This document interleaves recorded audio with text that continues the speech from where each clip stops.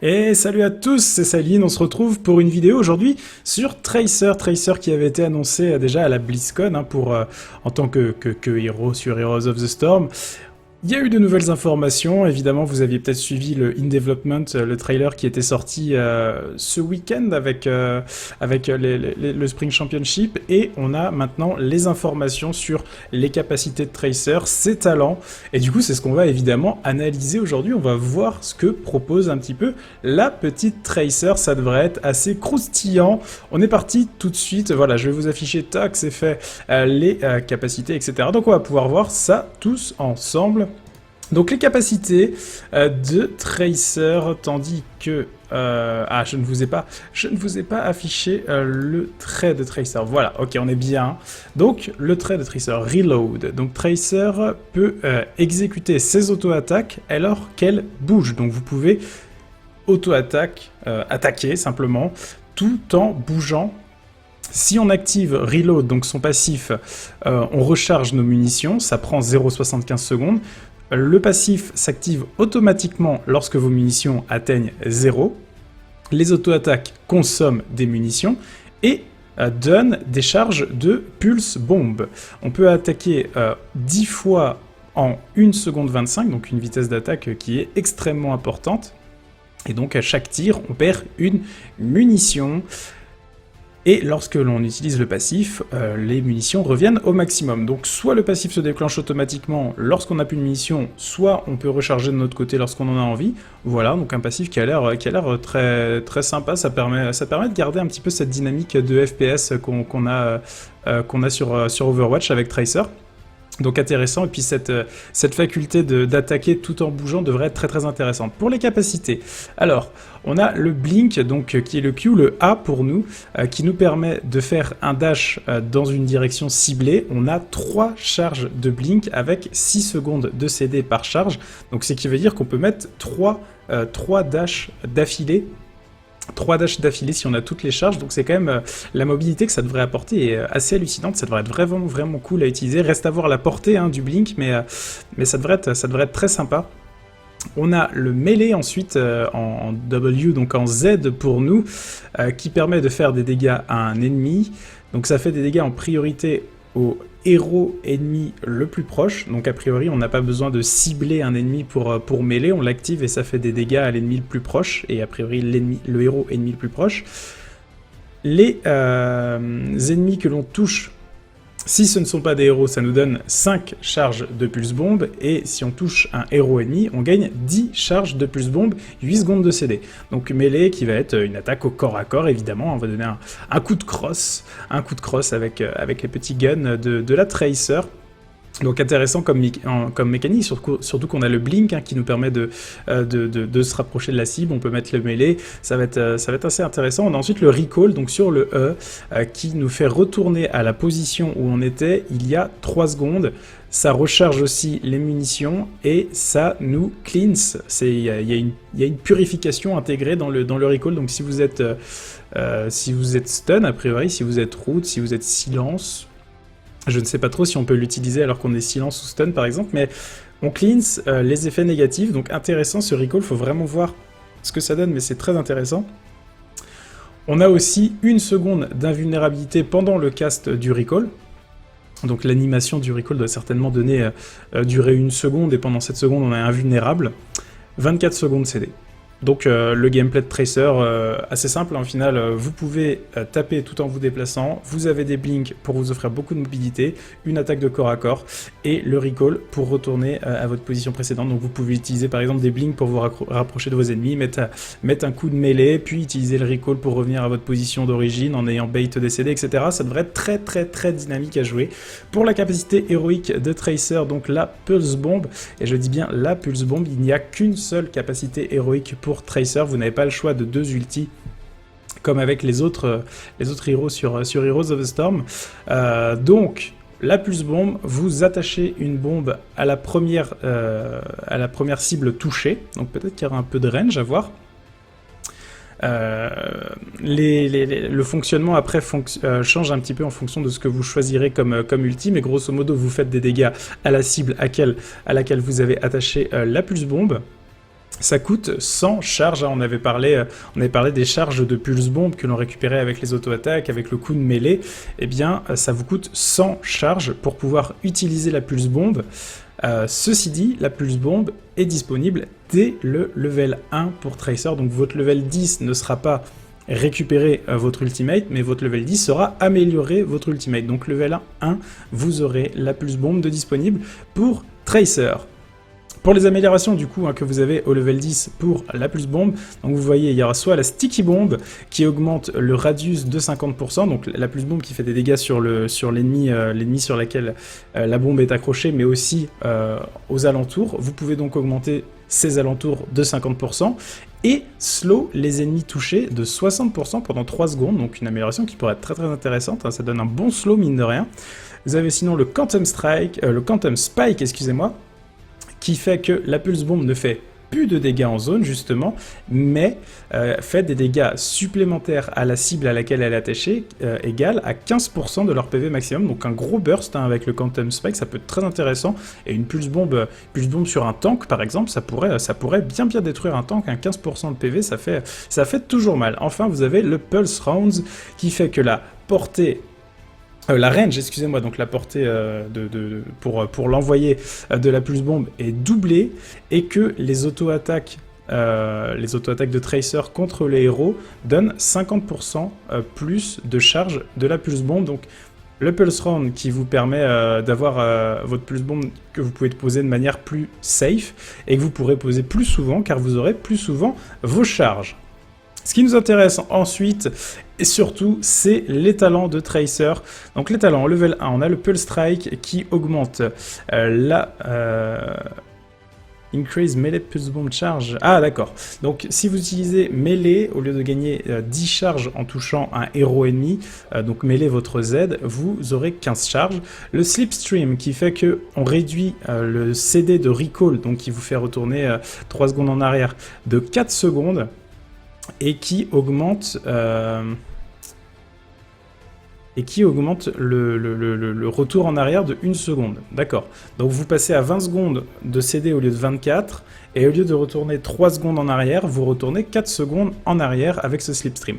Tracer Rounds, vos auto-attaques révèlent les ennemis pendant 4 secondes. Avec le Tracer Round, donc ça peut être très intéressant aussi comme level 1. Donc il y a des bons level 1, honnêtement, ils ont chacun un rôle différent, ils peuvent tous être intéressants.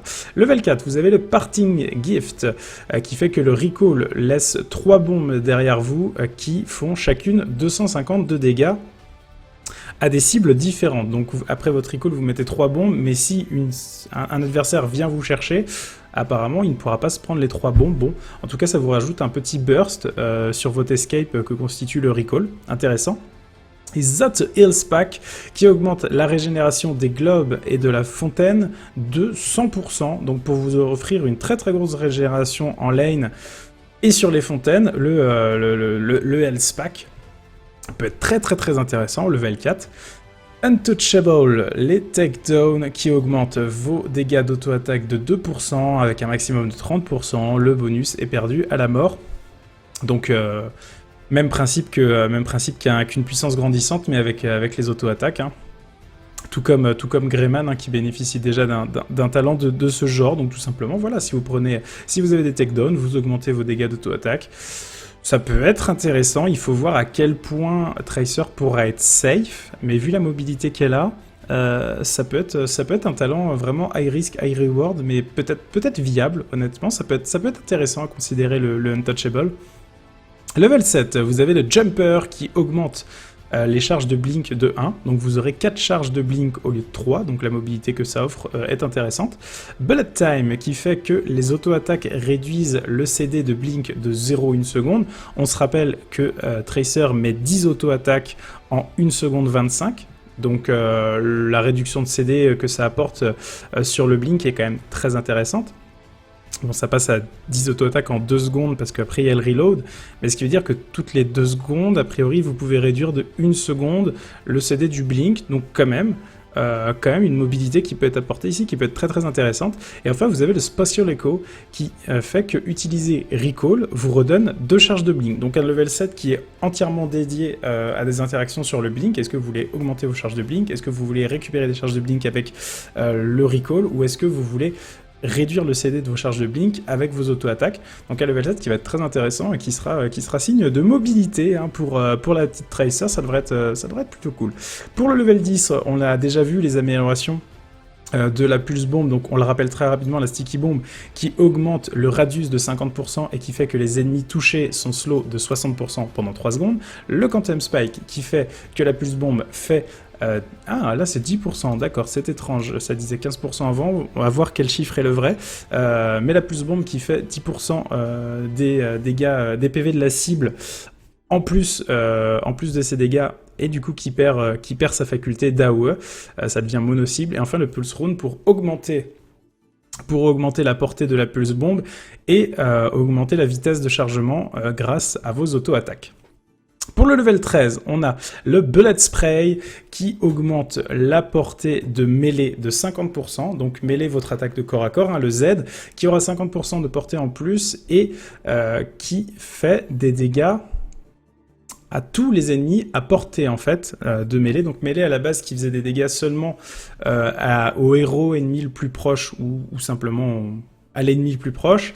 Avec le Bullet Spray, vous faites des dégâts à tous les ennemis à portée, donc ça peut être très intéressant, surtout pour les phases de teamfight. Hein, on peut imaginer qu'avec des blinks, vous venez mettre un mêlée qui va du coup toucher en AOE pour peu que les dégâts de mêlée soient élevés, ça devrait être le cas a priori, ça fera beaucoup de dégâts, vous utilisez ensuite un recall pour retourner à votre position d'origine.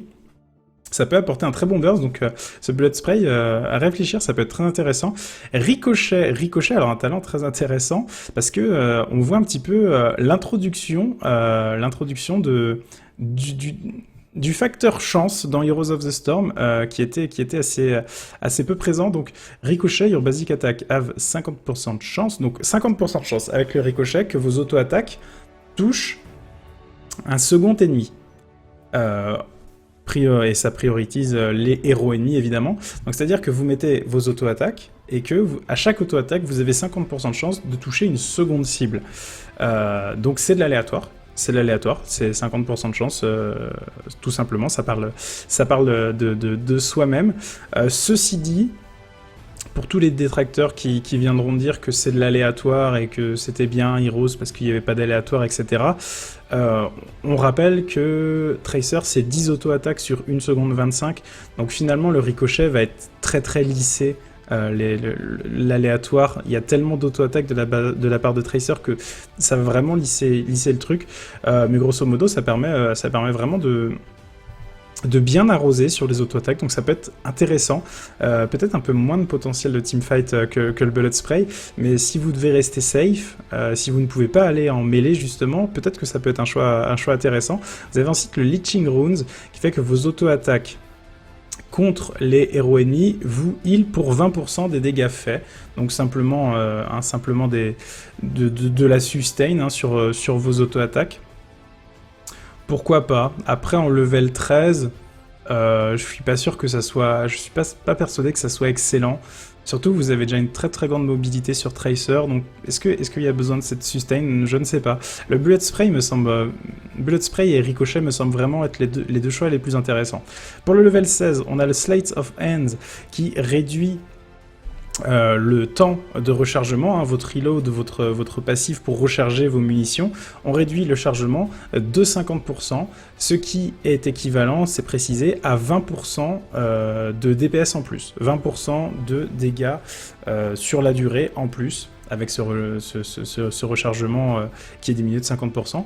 On a ensuite le Focus Fire, qui fait que si vous videz entièrement vos munitions, donc les 10 munitions que vous avez, sur un ennemi, donc c'est-à-dire que vous ne changez pas de cible, la dernière munition fait des dégâts supplémentaires, bonus, hein, des dégâts bonus.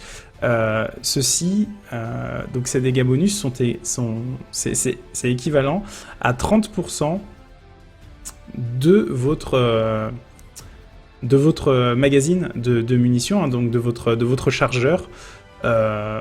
Donc là, on a finalement, allez, on va dire un 30% DPS en plus, donc un peu plus élevé, le DPS apporté, que le Slate of Hand, mais vous oblige à entièrement charger vos munitions sur la même cible.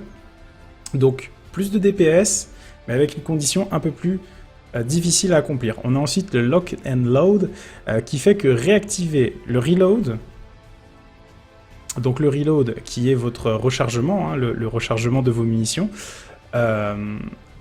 pendant les 50% de son rechargement, donc c'est-à-dire que lorsque vous êtes en train de reload, si pendant la deuxième partie du rechargement, vous le réactivez, vous augmentez les dégâts de vos auto-attaques de 35% pour ce chargement.